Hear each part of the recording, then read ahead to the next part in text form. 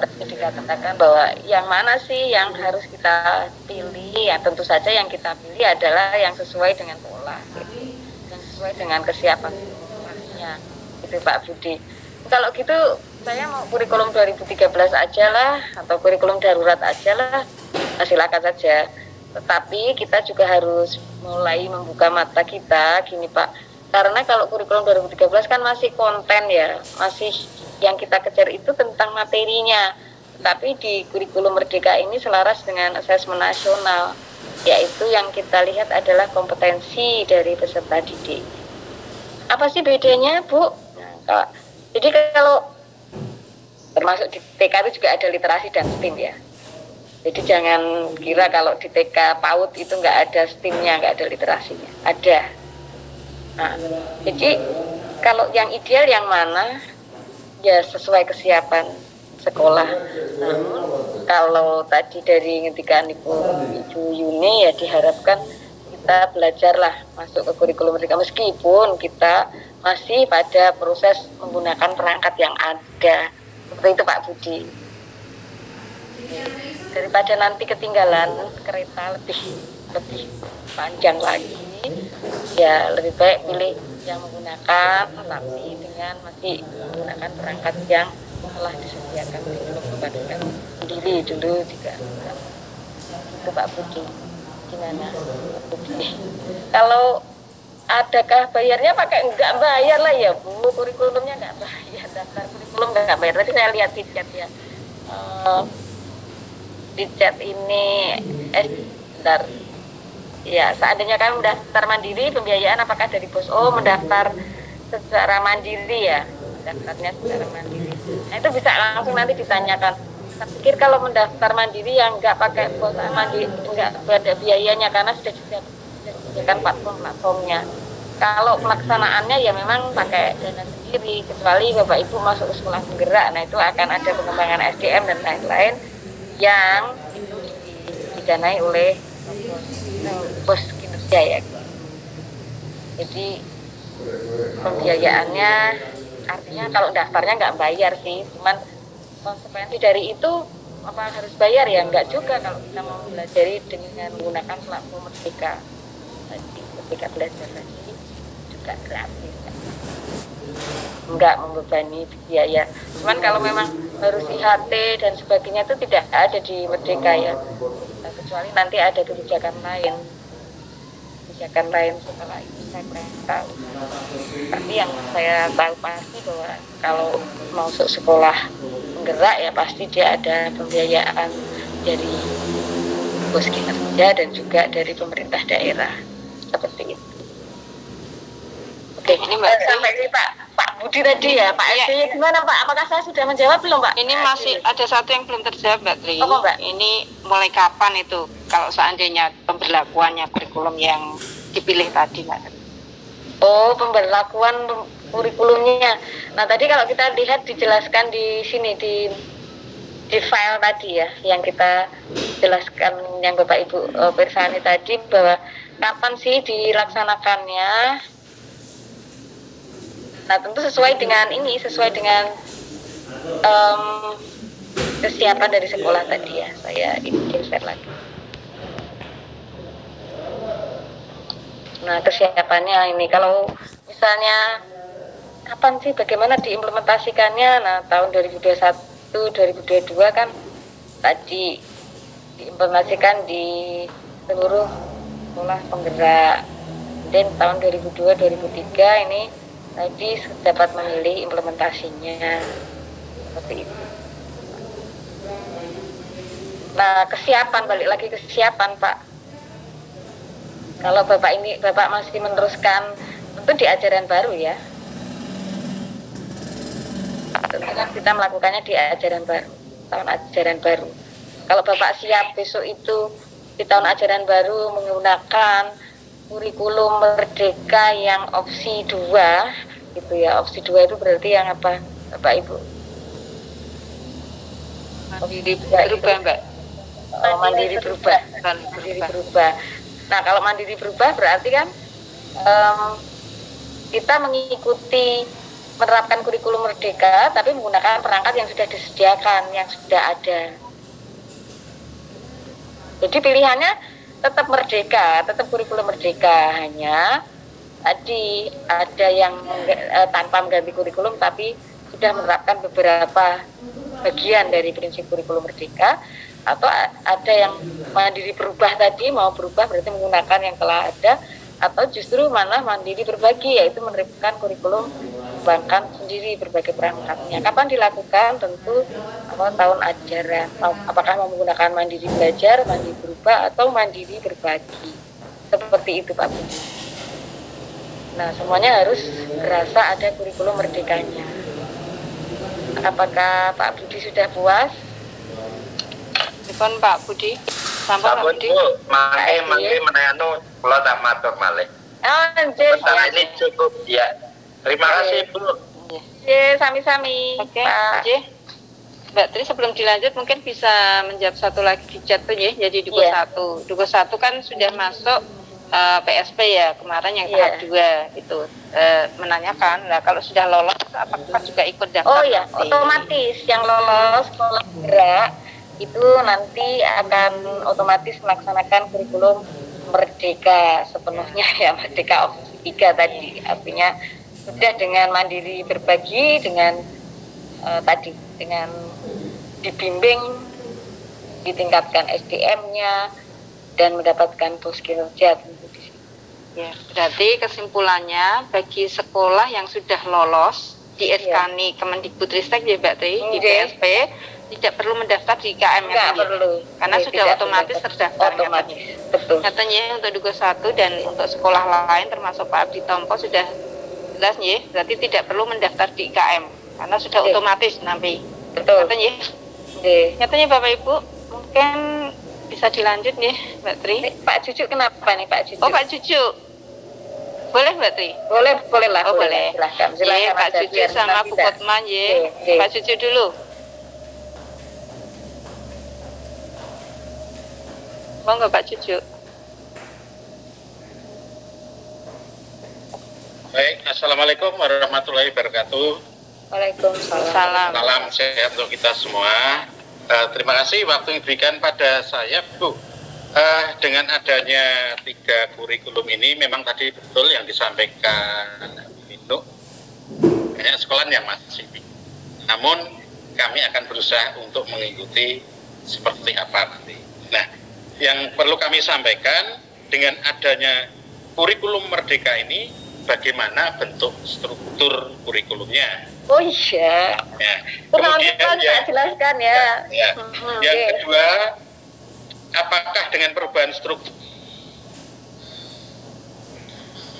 berdampak pada ngajar guru? Yang kedua.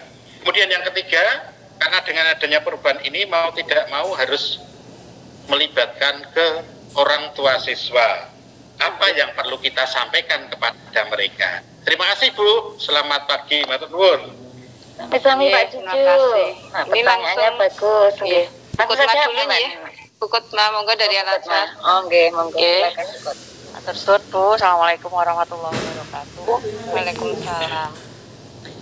Mohon izin bertanya terkait dengan penerapan kurikulum mandiri yang tipe 1 yang mandiri belajar.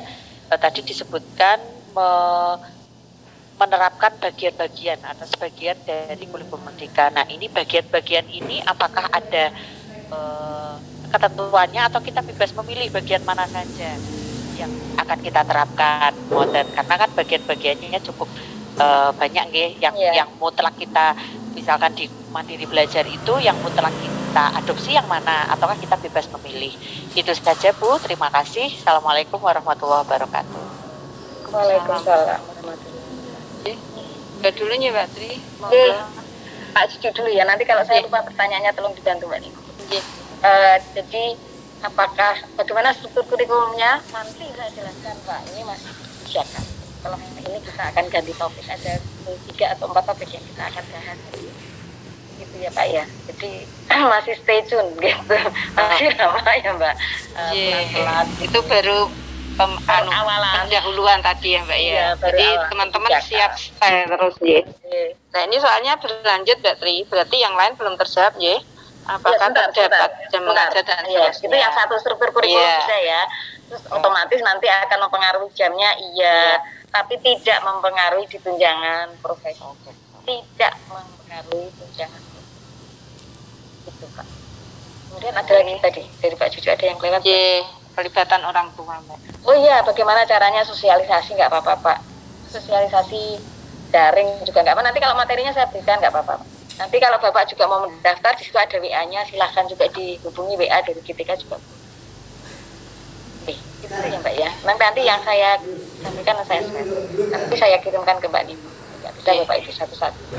Dan saya tidak kirim lewat chat ini supaya nggak pelaksanaan. Otomatis kalau kita mengubahnya di dalam ini juga SKL, SI berarti tentu kita akan mengubah, kalau SKL-nya berubah, standar isinya berubah, kita akan mengubah juga proses pembelajaran kita. Proses pembelajaran yang seperti apa, literasi numerasi itu yang teaching at the right level, seperti itu. Pembelajaran terdiferensiasinya, bagaimana pembelajaran itu menyesuaikan dengan minat, profil, dan juga readiness.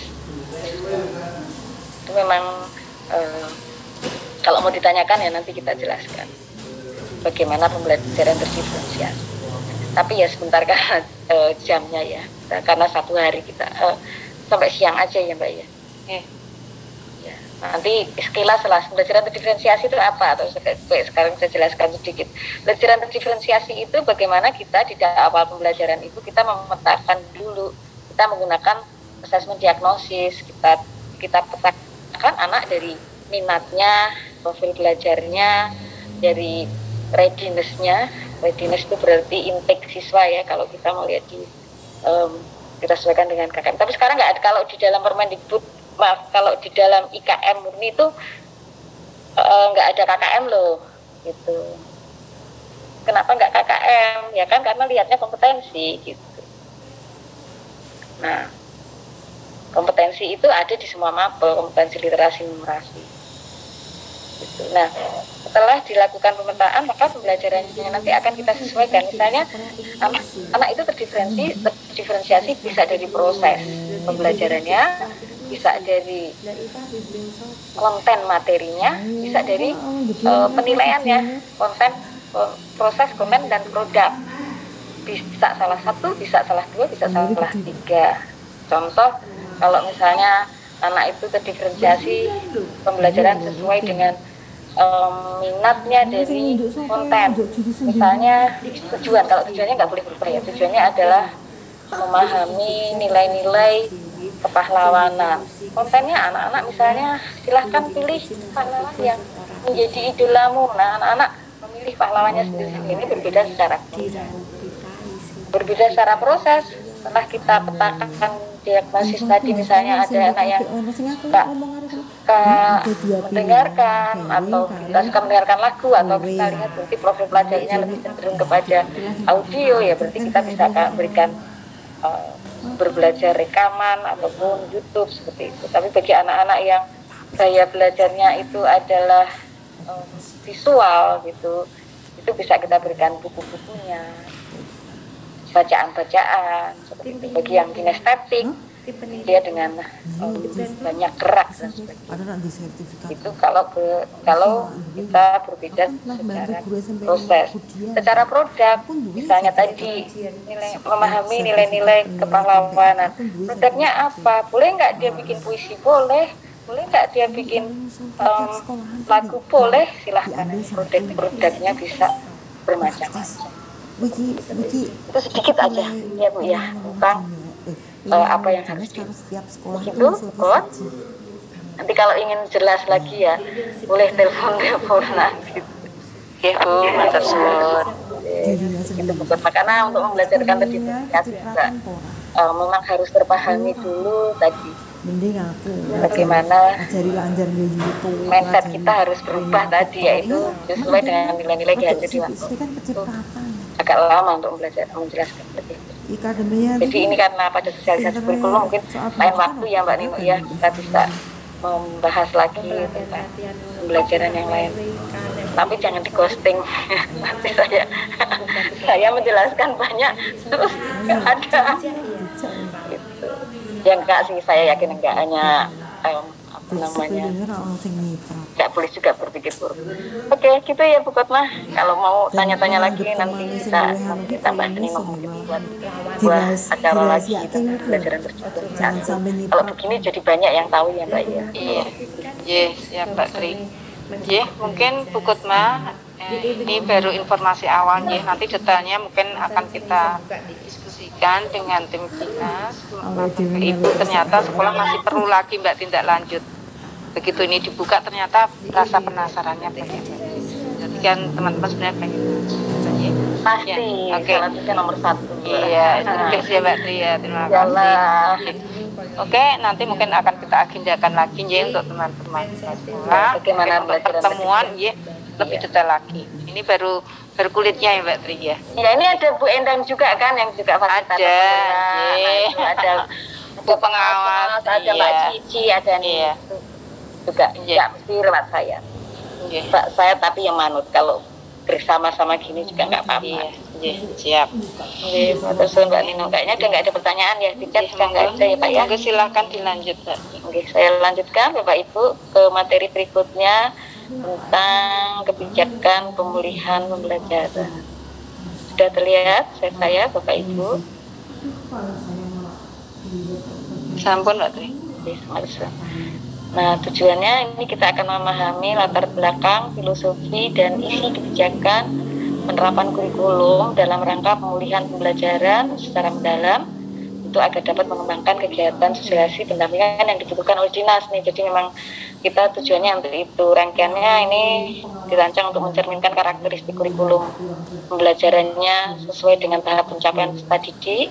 Asesmennya, asesmen ada 3 masih ya, asesmen di awal, di tengah, di akhir. Awal itu asesmen diagnosis tadi, di tengah itu sebagai proses, dan di akhir itu sebagai off-nya, dan ada asesmen juga. Kalau di tengah itu ada, jadi kan ada assessment for learning, assessment of learning, dan assessment as learning.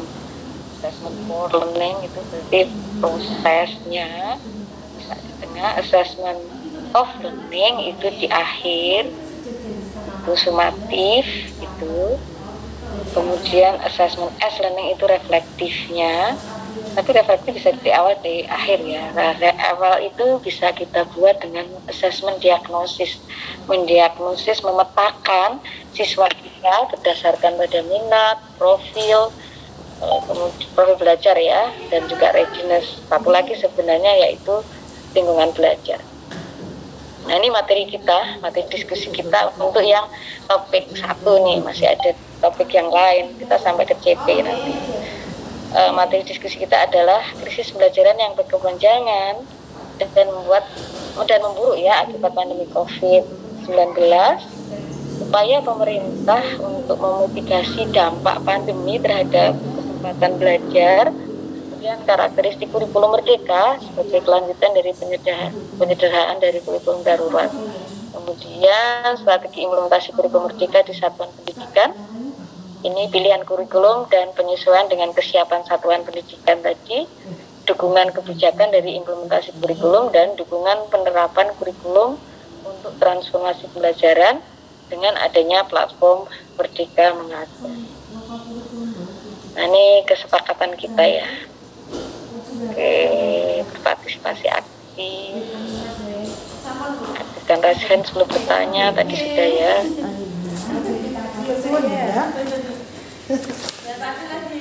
Kita cek pemahaman Bapak Ibu dulu. Oke. Kalau menurut bisa kita tuliskan di chat Bapak Ibu. Menurut Bapak Ibu, seperti apa ketika Bapak Ibu mendengar adanya kurikulum merdeka itu? Assessment dan juga pembelajaran. Silahkan dituliskan menurut Bapak Ibu di chat aja. Berarti ini peserta diminta untuk menulis di kolom chat ya Pak? Bebas ya Mbak? Menurut pemahaman sekarang ya? Iya. Setelah mendapatkan informasi dari Ibu Pak Dinas dan dari Mbak Tri di awal ini ya? Deh Mbak, betul. Ini berapa menit Mbak Tri? Sebentar aja lah, 2 menit aja kita hanya. Bapak Ibu silakan ya. Kurikulum merdeka merupakan dan Merdeka Belajar yang bermuara pada well-being. Oke, ini sudah terkena dampak dari ini ya.